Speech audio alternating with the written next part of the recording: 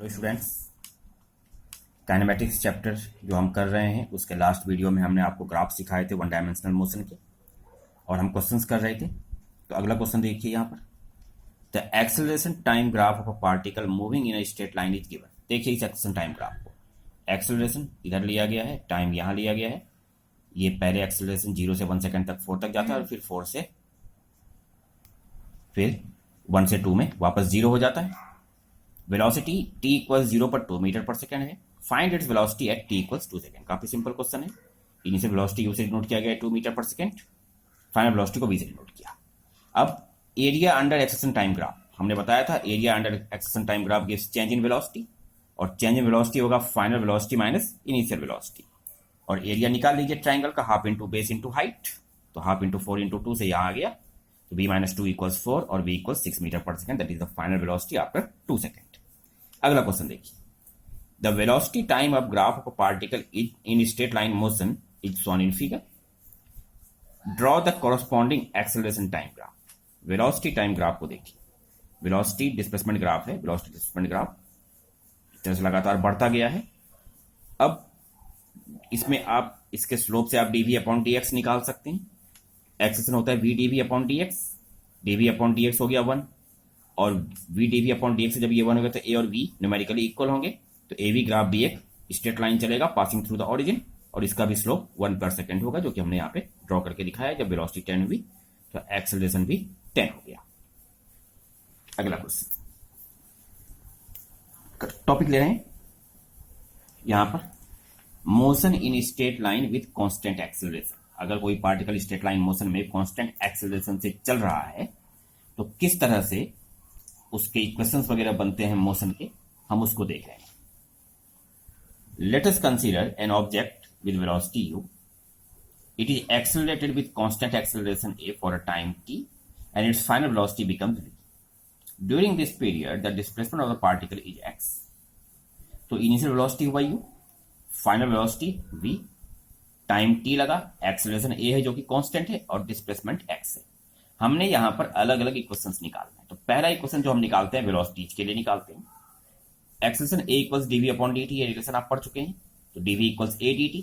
अब यहां पर वेलोसिटी के लिए इंटीग्रेशन होगा लेफ्ट साइड में, और राइट साइड में टाइम के लिए एक्सेलरेशन होगा। तो जो वेलोसिटी का एक्सेलरेशन इनिशियल u है, फाइनल v, और टाइम का t के लिए हुआ, तो ये जब v आएगा तो v माइनस u आएगा लेफ्ट साइड में, और राइट साइड में a इंटू टी, तो v equals u plus at। ये पहला इक्वेशन हमने ड्रॉ किया, v equals u plus at।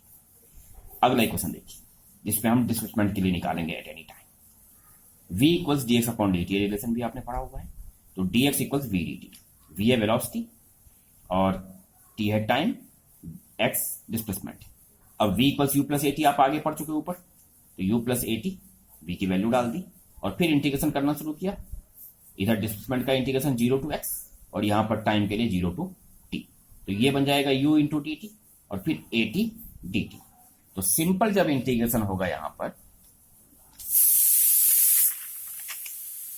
तो ये x इक्वल्स u, इधर t आया ut plus half at square, तो इस तरह से आ जाएगा। तो x equals ut plus half at square एक अगला रिलेशन हमने निकाला। तीसरा relation, acceleration a equals v dv upon dx, तीसरा रिलेशन आप ऑलरेडी पढ़ चुके हैं। तो अब जब आपने ये रिलेशन पढ़ा हुआ है तो v dv equals a dx हो गया। a तो कांस्टेंट है आपका, अब इधर जो इंटीग्रेशन होगा वो डिस्प्लेसमेंट के लिए होगा, और यहाँ वेलोसिटी के लिए होगा, वेलोसिटी इनिशियल है u, फाइनल है v का इंटीग्रेशन आएगा v स्क्वायर बाई 2, और यहाँ पे dx का x आया, और जब v वेलोसिटी रखेंगे तो v स्क्वायर, फिर u रखेंगे तो u स्क्वायर, तो v square minus u square upon 2 equals ax, तो v equal equals u square plus 2x। ये तीसरा रिलेशन। तो हमने कौन कौन से रिलेशन पढ़े, v equals u plus at, x equals ut plus half at square, और v square equals u square plus 2x। एक और चीज हम पढ़ा रहे समझा रहे हैं आपको, डिस्प्लेसमेंट इन nth सेकंड। किसी पर्टिकुलर सेकंड में अगर आपको डिस्प्लेसमेंट निकालने हो तो वो निकालने का क्या फॉर्मूला बनता है। फॉर दिस, मान लीजिए कि अगर nth सेकंड के डिस्प्लेसमेंट को मैं xn से डिनोट करता हूं, तो n सेकंड्स में जो टोटल डिस्प्लेसमेंट है उससे n माइनस 1 सेकंड के डिस्प्लेसमेंट को हम अगर सब्सट्रैक्ट कर दें, तो nth सेकंड का जो लास्ट वाला सेकंड था उसका डिस्प्लेसमेंट फाइंड आउट किया जा सकता है। तो un plus half n square, और यहाँ पे n की जगह n माइनस 1 डाल दिया, और यहाँ पे ब्रैकेट को ब्रेक किया, तो रिलेशन आ गया डिस्प्लेसमेंट इन n सेकंड का xn का u plus half a into 2n minus 1। Motion with constant acceleration in straight line का एक बड़ा ही अच्छा एग्जांपल होता है मोशन अंडर ग्रेविटी, जिसके अंदर एक्सेलरेशन वर्टिकली डाउनवर्ड डायरेक्टेड होता है जो कि एक्सेलरेशन ड्यू टू ग्रेविटी होता है, और यहां पर हम वाई डायरेक्शन लेते हैं वर्टिकली अपवर्ड में, और वर्टिकली अपवर्ड डायरेक्शन को पॉजिटिव वाई एक्सिस लेते हैं, और जो नेगेटिव डायरेक्शन है वो डाउनवर्ड हो जाती है। अब एक्सेलरेशन जब डाउनवर्ड डायरेक्टेड तो a equals minus g, v equals u minus g t, y equals u t minus half g t. इसका जो पीछे आपने रिलेशन पढ़े, ए की जगह माइनस जी डाल देना है और एक्स की जगह वी डाल देना है। तो v equals u minus g t, y equals u t minus half g t square, और v square equals u square minus 2g y. अब इन सब जो फॉर्मूले हमने पढ़े हैं इनके ऊपर हमने कुछ क्वेश्चंस आपके लिए लिए हैं। पहला क्वेश्चन देखिए, a car start from rest and accelerates at 1 metre per second square for 30 seconds.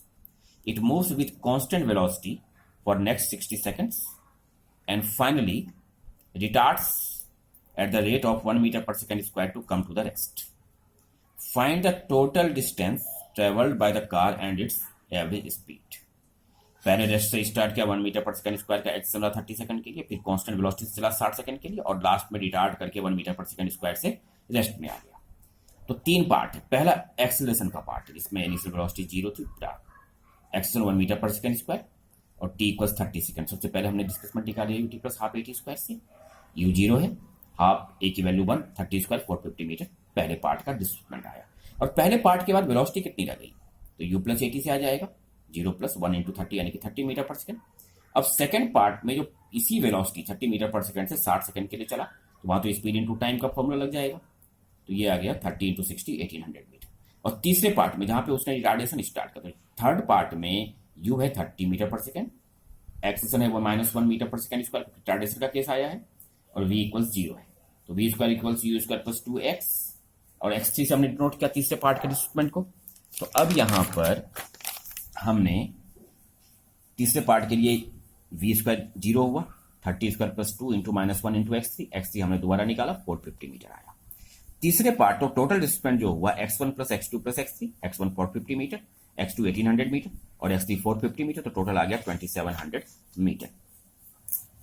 For third part v equals u plus 80, time निकालना है तीसरे पार्ट का, इसके लिए तो v0 30 u हो गया, a हो गया -1, तो टाइम यहां से निकल के आया 30 सेकंड। तो टोटल टाइम हो गया पहले पार्ट का 30 सेकंड, दूसरे पार्ट का 60 सेकंड, तीसरे पार्ट का 30 सेकंड, 120 सेकंड। तो टोटल डिस्प्लेसमेंट है 2700 मीटर, और टाइम जो लगा 120 सेकंड, तो डिस्प्लेसमेंट अपॉन टाइम से 22.5 मीटर पर सेकंड, ये एवरेज स्पीड हमने निकाली, total distance upon total time.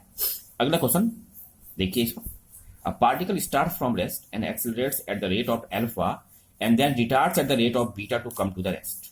Finally find the maximum speed attained if total time of motion is capital T. Alpha का acceleration, फिर beta का retardation, और total time of journey T, rest से start किया।